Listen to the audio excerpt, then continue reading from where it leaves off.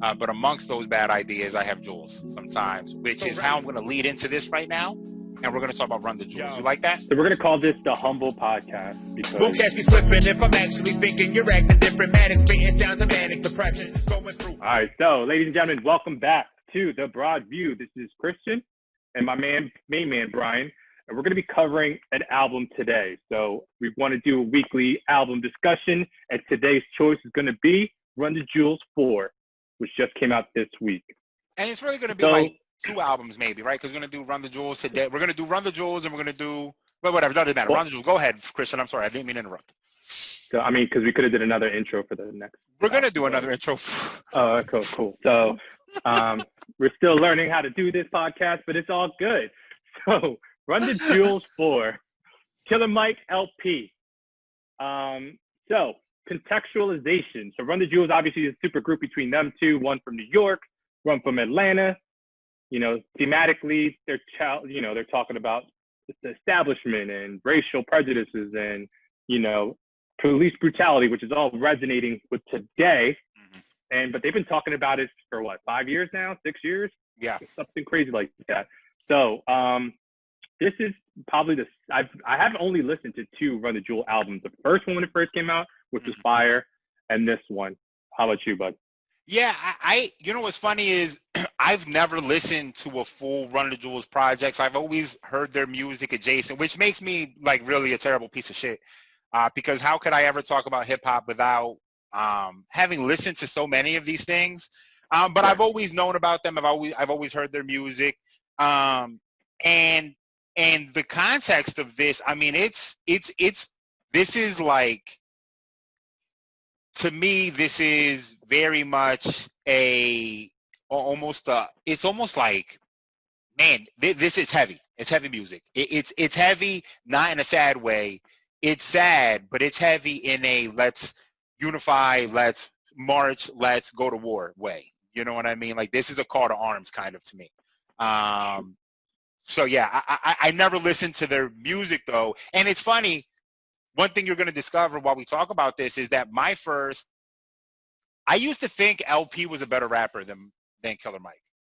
Just maybe a better technical rapper, maybe. I don't know. You know, kind of how I used to feel about Eminem back in the day, right? Where it's like, Eminem is this, and that. And now the way I view Eminem is more jaded. But now after listening to this, I'm like, man, he doesn't really hold the candlestick to Killer Mike. He holds his own. He does a good job providing I'm sorry, not to step on what we're going to talk about, but just kind of providing the in-betweens so that Killer Mike can then come out and set the table. Really, like, LP sets the table, Killer Mike puts the food on the table is how I kind of look at it. Okay. So, a lot to digest. But with the Run the Jewels album, so I guess let's just dive into it. Yeah. Well, Killer Mike, you know, I first, you know, got, like mostly everyone else, got introduced to him through, you know, Outkast and the Dungeon Family and all that kind of stuff. And you know, his first couple singles were whatever, right? We knew that he had to be able to spit just because he was rapping alongside Outkast and the Dungeon Family, and you know, they co-signed him something crazy.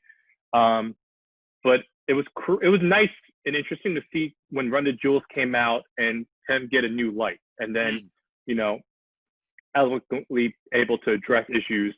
And then with LP, I never really heard of him prior to this, but I know that his discography, his production, you know, he's responsible for all that niche, you know, hippity hop, like boom bap, old school that tries to preserve the hip hop. So I think right there is, you know, what you kind of talked about, and we're going to dive into the tracks right now, but the balance, right?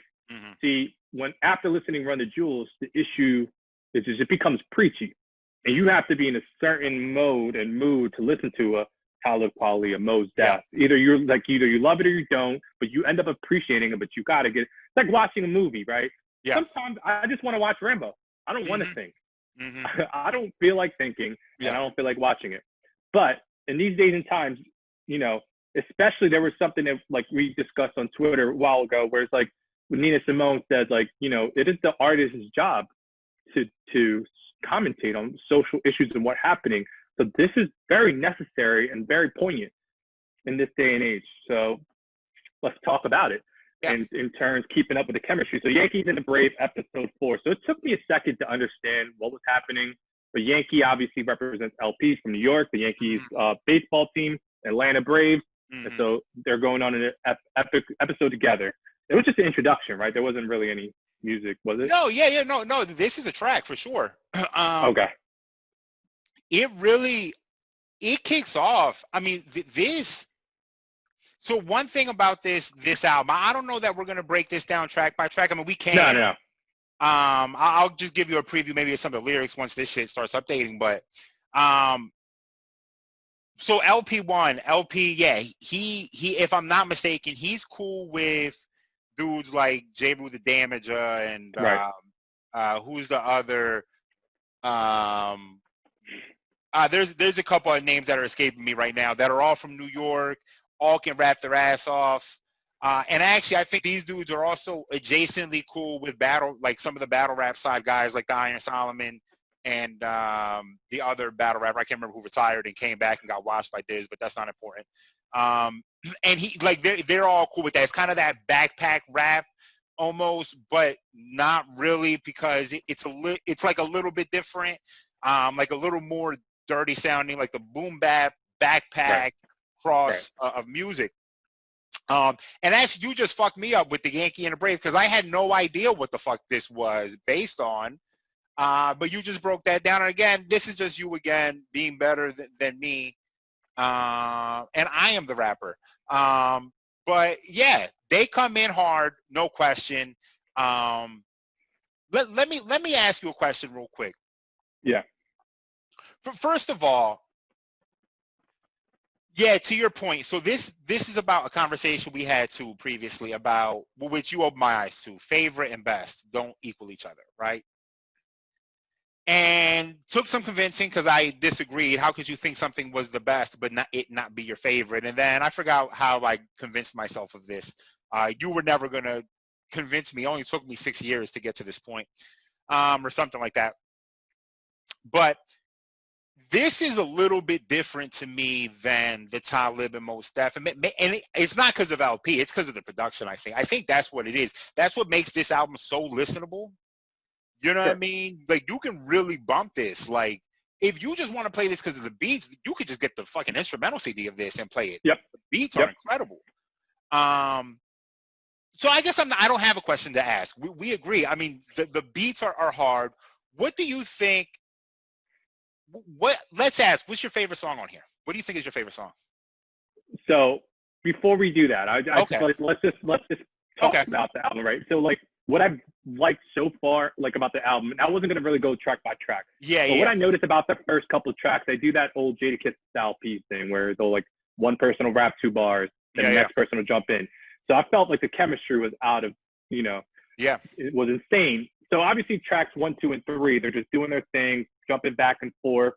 And the beats that stood out to me, like for track 4, like, if you get an opportunity to listen to that instrumental, they do a beat switch, and that's when Killer Mike's verse is insane. He says, but I still can't seem to escape the panic. PTSD, streets did the damage. So he's basically talking about, like, the stuff in the past and how, living in the hood is a form, like, kids and us and people just do have a sense of PTSD that's never really acknowledged, and we're desensitized to so many things. So I think that was so eloquently said, where he says in that whole part from 1 minute, let me be candid, all the way down. So it's just like, I thought it was like an awesome way to, like, address that. And it's just like, those are some issues that need to be talked about. I think, and then from a technical rapper side, he does this a couple times in this album that I love. I love sometimes when a rapper. So let's just take the first 2 bars up here. And I don't really know how people count bars. Everyone does it differently. Right. Bitch, the payback, allow me to state that. All that fourth back, we don't play that. You want beef, bruh, just state that, and we steak that, fry and bake that. I love when a rapper just says, fuck it. I'm gonna go less wordy, and I'm just gonna do internal rhymes and rhymes at the end, right? I'm just gonna just rhyme a bunch of shit, but not in a way that is like that in the middle of Little Italy, like Pun used to do, or how Eminem does. I'm gonna talk. I'm still saying things. It's almost like that when you're talking to somebody and you accidentally rhyme some shit. You're like, oh, that rhymed by accident. That's what this is. And he does this a few times in this album Where because of and rappers talk about this often, because he's from Atlanta, the way he talks and the way he speaks and the way they, just the way they, I forgot what the word is I'm trying to say, but colloquially, the way that they can rhyme things that I can't rhyme. You know what I mean? So sometimes you can read these lyrics and may not see certain rhymes, but when you're actually hearing them spit it, all of a sudden there's more rhymes internally than you realize, which is what really gave me, by the end of it, I was like, damn, he's a better rapper than I've ever given him credit for. Sure. But it's just something I want to point out, because while I didn't necessarily, this wasn't one of my favorite songs, to your credit, this last verse, I love that. You want Beef Bro to state that, and we state that, like, it's just like, man, this shit is hard. It's just hard. Yep. You know what I mean? A lot of the tracks on this album, just like, it's just neck breakers. You're just like bobbing hard, and that's what I could appreciate it. But like towards the middle of the album, a lot of the beats are kind of flowing and sounding the same, and that's the problem with the boom bap sometimes. It's like, all right, because and when hip hop first really started, it was all about the scratching, so it didn't really matter about the beat. It was about what was like the details that were happening amongst the tracks. But I think there's two songs that I do want to talk about from this album. Okay. One is track 6, Killer Mike's verse. I think this is going to be my favorite verse on the album. Walking in the Snow. Walking in the Snow, track 6. Oh, track 6. I'm sorry. So track 6, I wanted to talk to you about that, and then track 11 would be the other one I want to talk about. I think we both, there's one part that did speak to both of us, but there track is 11 is special, so we'll definitely get there. So yeah, track 6. Which this hook is, even though this isn't my favorite hook, yeah, on the album, this hook is hard. Here's Killer Mike's verse. Yeah, so if you scroll down, all right, right here where it starts. Yep, they promise education, but really they give you tests and scores, and they predict in prison populations by who's scoring the lowest, right? Yeah, so sorry. Usually the lowest score is the poorest, and they look like me, and every day on evening news, they feed you fear for free, and you numb. So this is like, wow. Like, this might be my favorite verse, maybe my favorite song on the album. And it's just like, oh, I've been saying this. And it's cool to hear someone rapping and saying, because I'm obviously a teacher, and I'm seeing it from the first hand, because I've had conversations about, not like about laws being passed where they are privatizing schools. And I'm like, and the argument being, well, if the kid is really intelligent, they should be able to choose to go to the better school. And the problem is that the kids that can't afford it are going to a school that's getting even less funding, and they're just getting packed even more. So they don't even, that gap is happening even worse and worse and worse. And then they're tracking you. Oh, this kid is dropping out in high school because they don't see the point, or middle school, so they're tracking you to go to prison. And it just also happened. That's that systematic. Well, one aspect of the systematic failure that's been happening for poor people in general, and specifically minorities. And he also says, and every day on Even News, they feed you fear for free, and you're so numb, you watch the cops choke out a man like me. And then, they talk about it, and you're so desensitized because you're so, and that's like the scariest thing about like the social media. It's like, we're so used to watching the fight compilations and death and all that kind of stuff that you're kind of like, oh, okay, someone else died. And, the last part, the most you give is a Twitter rant and call it a tragedy, but, you robbed of your empathy and replace it with apathy. You're like, and that's the big thing, is like the activism has left in this new age, because we're just like, I'm going to just do a hashtag. So if you're not going out there and actually doing anything, that's the difference between the generation before us that actually went out to get change.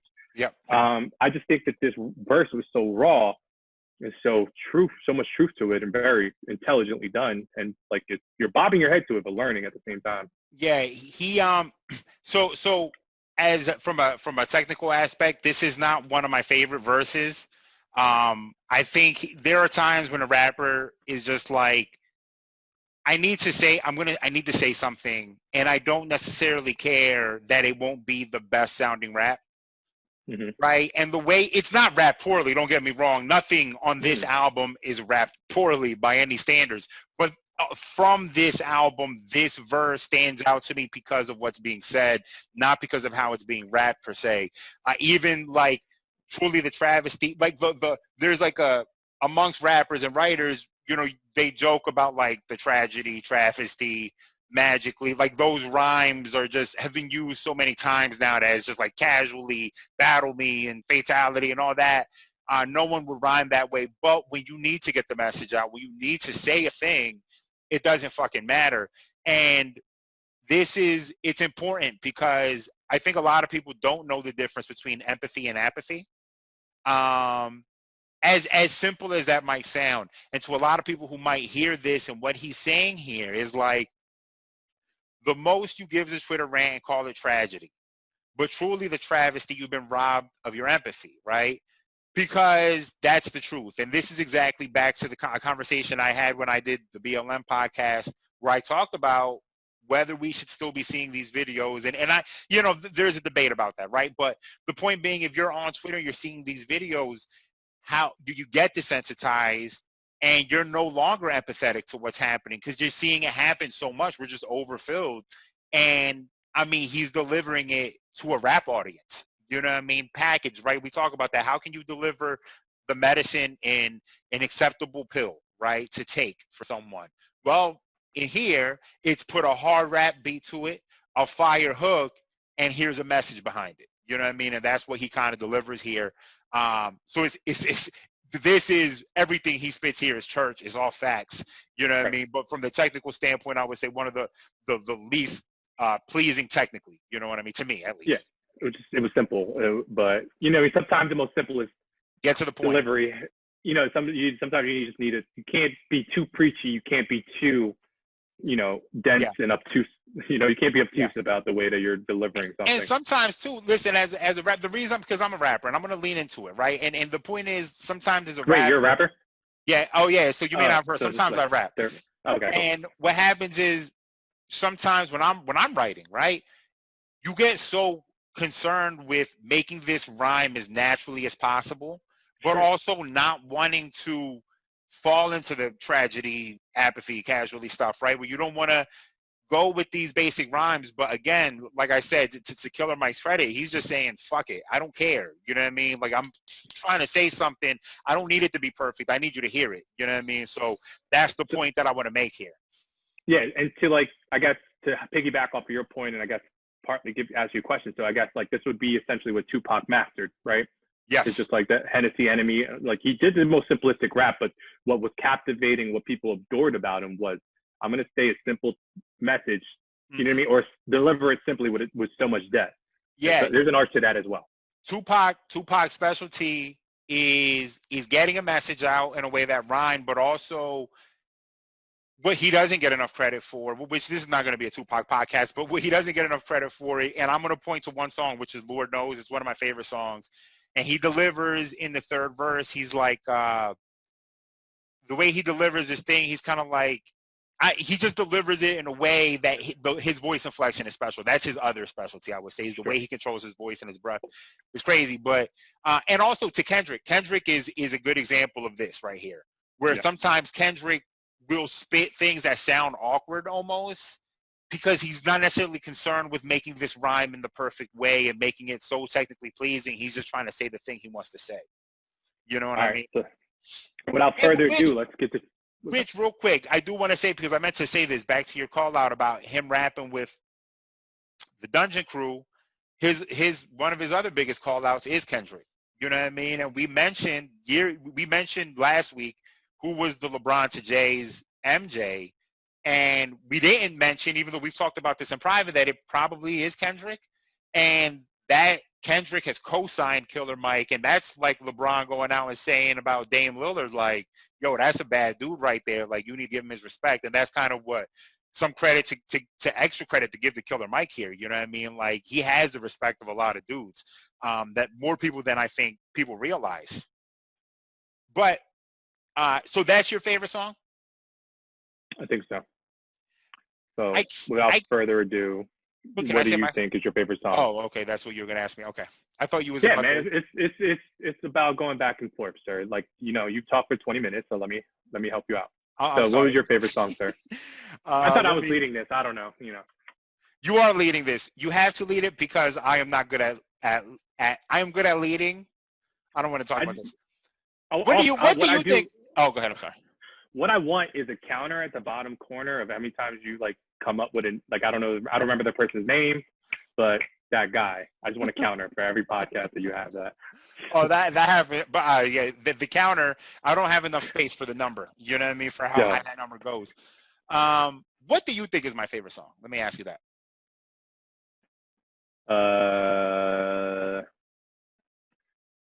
Let me see. Let me look at my notes. What would I guess? Because it's going to take me a little bit too long.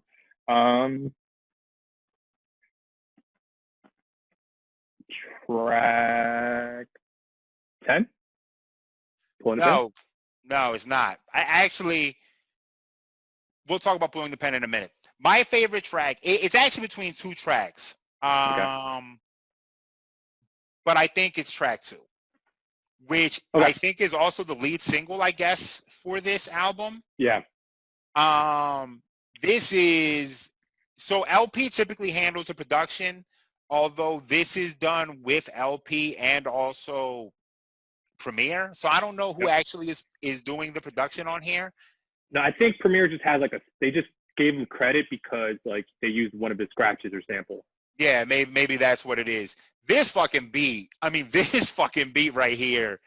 When I heard this fucking beat, let me tell you something. I was like, this is the preamble of what I wrote and released on Instagram yesterday, right? It was because I heard a song like this and I found a beat that was like giving me this vibe, and I was like, I gotta write something to this because this beat is fire. The song is, oh shit, look, they mentioned J. Rue the Day. I didn't even peep that. Pugilistic, My Linguistics, or J. Rue the Damager. Killer Mike kills this fucking beat. You know what I mean? And here is the difference, like look, he doesn't seem like he's saying this is hard. I mean, honestly, it's just hard. Everything he says here, first of all, fuck the fucking law. This is hard.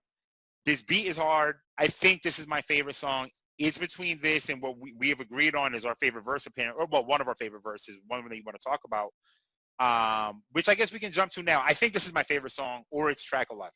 So do you want to jump to that verse on track 11? Because that is also my favorite verse. Yeah, let's break down the lyrics. Yeah, that's my favorite verse and also has my favorite bar in it. My only problem with this, well, it's not really a problem with the song.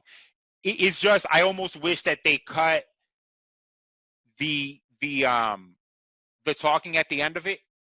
You know what I mean? And made we'll talk about it separate. Okay. So LP does his. So this again, to my point. He held his own on this one, I think. What he does throughout this. Okay, let me ask you a question. We never talked about this. We were going to do a podcast about the about what was this album that came out with Jay-Z and ding, Jay-Z and what's his face? Jay Electronica. Jay Electronica. Thank you. Where I guess Killer Mike plays the Jay-Z role here, even though I thought Jay Electronica did better than other people think. I don't know. No, I think he did really well. Yeah, it's just people doing their own thing, and Jay-Z is just being Jay-Z. Yeah, so I guess that's right. LP is being Jay Electronica here. He's doing his thing. Yeah. And it's good. You know what I mean? It's technically good. He's just doing his own thing. But Killer Mike, I mean, this fucking verse right here, like... Hold on. Can we go to LP? Like, there's one line that I did. Okay, yeah. It was mad dope that from LP that I wanted to give him a shout out because it ended up being Killer Mike. Yeah, that's true. I used to want to get a chance to show the world I'm smart. Isn't that dumb? I should have focused mostly on the heart. I was like, man, that's hard. Listen, that's a hard line. There was a shirt that I wanted to come out with that said, actually, I might pass this off to somebody now that I'm thinking about it, that said, if you focus on the, I can't remember what it was, but it was something like this, essentially. I can't remember what it was now. Focus on the heart and the art will follow or something like that. Oh, yeah. I've seen a shirt like that before, yeah. Oh, you have? Okay, so then fuck my idea. You thought it was original. My bad. Yeah, no, but you know what? I'm done with you. But that's what he's saying here, right? Oh, for sure. And this is a credit to him. This is also, listen, every rapper gets to this point at different times. This is Jay-Z saying, lyrically, I could be Talib Kweli. This is Jay-Z saying, dumb it down to double my dollars. It's the same thing here, right? I wanted to come out here as an MC I've come to this point, not that I'm even famous or anything, but as an MC, you want to outright everybody. You think that's the name of the game. You know what I mean? But when you start writing music, you realize you put your heart in it. LP is an MC. The success follows when you're going genuine heart versus arrogant intelligence. For sure. All right, let's get to the nitty gritty. Yeah, this verse right here. I mean, so remember, and not to make this about me, but I'm gonna make it. This is gonna make a sense in 1 second. We can have a counter for times I do that too. I sent you that line I wrote the other day, right? Every now and then I do that. I write something I think is so fucking fire that I'm like, I gotta send this to Christian, because I think he's gonna think it's fire. And I sit back and I'm like, damn, there's only a few people I think who could have wrote something like this. This line, the friends tell her he could be another Malcolm, he could be another Martin. She told her partner, I need a husband more than the world needs another martyr. There are like, I don't know, Nas maybe could write something like that. Maybe Kendrick could write something like that. Maybe J. Cole could write something like that. I don't even think so, though. Honestly, because Killer Mike's soul, you learn on this from listening to this album, his soul is from a different place. Sure. You know what I mean? He is an activist, right? Like, we know he's an activist. T.I. showed up to being an activist, and Jeezy showed up to being an activist, right? They were drug dealers, and that's what the souls of their music are. Killer Mike's soul of his music is an activist, and only he could say this way. You know what I mean? It's funny. I sent this line to someone who I'm cool with, a black woman, the same one that I referenced on my other podcast, and her response was, "It seems like he doesn't listen well," and I started fucking dying. I thought that was hilarious. With just a different perspective, because obviously he spits this, but he's out there. You know what I mean? He's out there on like the front lines, and he's out there protesting. And that's a line to me. This is my favorite verse for all of it. Yeah. What's interesting to me is that line, the way that I interpret it, was a little bit different. It's like a very underestimated like aspect of single motherhood, where they don't find another man. Like their son is their their son is their new husband or whatever. That they're dependent and I thought that dynamic was awesome. The way that he was able to write that in there. Yeah. And because this also goes back to other conversations we've had about how like we had a conversation one time with some other people about Martin Luther King, right? And it was about like the infidelity stuff. And it was like, well, how do you measure if someone's like, maybe not a faithful husband? How do you weigh that against the change he could make in the world? You know what I mean? And that's what I think about when I read this. It's like this dude could be, what is a martyr, right? A martyr is somebody that people flock to. That's what George Floyd is in a lot of ways right now. You know what I mean? Maybe unknowingly or by accident, he's a martyr for this whole movement right now and is at the forefront of it. But then you leave these people behind that have to deal with the wreckage, right? And that's what's being said here. I mean, it's just, man, that's just one of the hardest fucking lines that anyone could ever say. Right. Everything he says in here, one, the rapping is incredible here. Is just fire. Because again, not forcing things. It'd be a lie if I told you that I ever disdained the fortune and the weight, man. I can't explain this without someone hearing this. Yeah. The beat, this is one of my favorite beats on the album too. And we'll talk about it in the grand scheme of the album, I think, in a second here. The way this beat is and the way he raps it is that it'd be a lie if I told you that I ever disdained is one line. The fortune and fame, that's another line.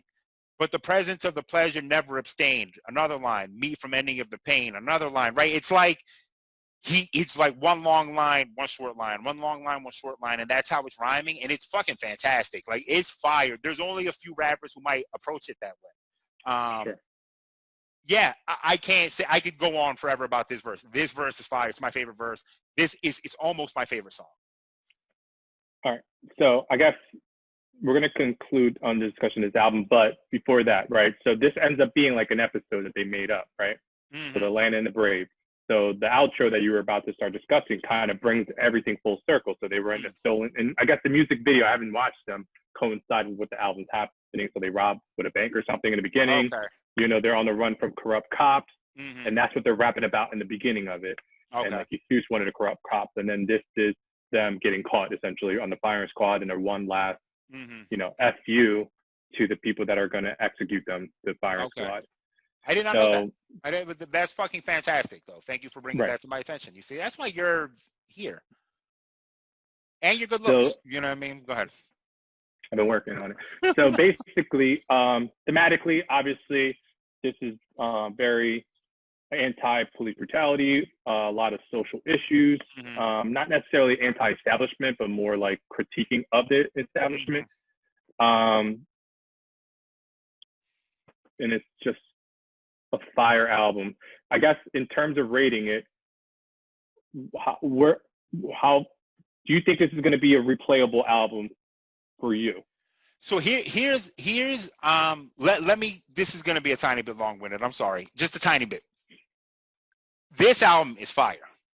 All right, production-wise, it is one of the better produced albums in terms of this genre of hip hop. I'm not saying that if you're a Future fan, you're going to come here and be blown away from it, because it's just different. You know what I mean? It's you're stereotyping. No, I am a little bit, but I'm not talking, because listen, it's not that I don't like Future. I'm sorry, I don't like Future, but I like Post Malone, right? So I'm not saying that you can't like Post Malone and you can't like this. But what I'm saying is if you're like Future and Triple X and Juice WRLD, rest in peace to those guys, like if that's like your thing, this may not resonate with you production-wise. You know what I mean? Because this is true boom bap. You know what I mean? Now, it's a little more updated, I would say. I think it's definitely a more updated version of boom bap. It's not as simple necessarily, and it doesn't sound like the boom bap that's happening in a dungeon necessarily, how like the older boom bap shit used to sound. My only critique with this album, so I'm not a huge fan of Pulling the Pin, but what I think this album would benefit from is a On My Way Home like song, right? Which is, we referenced on Common B last week, which is Common on one verse in the middle essentially of Kanye's Late Registration album, that would break this up, because like to your point, it starts getting a little bit redundant. You know what I mean? So if you made this, let's make this 10 tracks, and you throw in between 5 and 6 a reprieve of Common or a different voice, right? A different, softer voice, rapping for like a minute, and then continue what I think it would have benefited from that. Now that's nitpicking. If I had to rate this album, like out of 10 or out of 5, out of 10, man, I'm going to go on the high side. I'm going to say it's an 8. I'm going to say it's an 8. All right. So my final thoughts in terms of replayability. So this is definitely an album that you have to be in the mood for. If you were to be, if you've never listened to like political rap or any of that kind of stuff, then this would be a great introduction. I will say that. For those that do not listen to this on a regular, I don't listen to it on the regular, but I like hip hop and I love all aspects of it. So this, I mean, we didn't even mention, like they had 2 Chainz on here who does this thing. Yeah. We had Zach De La Rocha or whatever, the lead singer of Rage Against the Machine. He was on there killing it. Yeah, he was one. They did a lot in 11 tracks, and not a minute was wasted. There's about 2 or 3 songs that are pretty much skippable. LP is the more consistent of the 2. Killer Mike just comes in with the haymakers, but he kind of comes off preachy. There's just like rapping the same thing over and over and over. So, but I would 100% tell friends to listen to it. I would, share it. I would support these artists without even, second guessing it. Yeah. So very well done from top to bottom. We got lucky that it was downloadable for free. So they gave it for free. And if I were to rate it, it would be a 7 out of 10 for me. I think it was just like, I just, how many times I'm going to play this album over and over and over, I don't know. But I just think on the terms of what they did it well and did it amazingly. So I'm going to close it out now. All right? So basically, before you close it out, I'm sorry. I didn't mean to do that, but I did forget to. Oh, Pharrell. Yeah.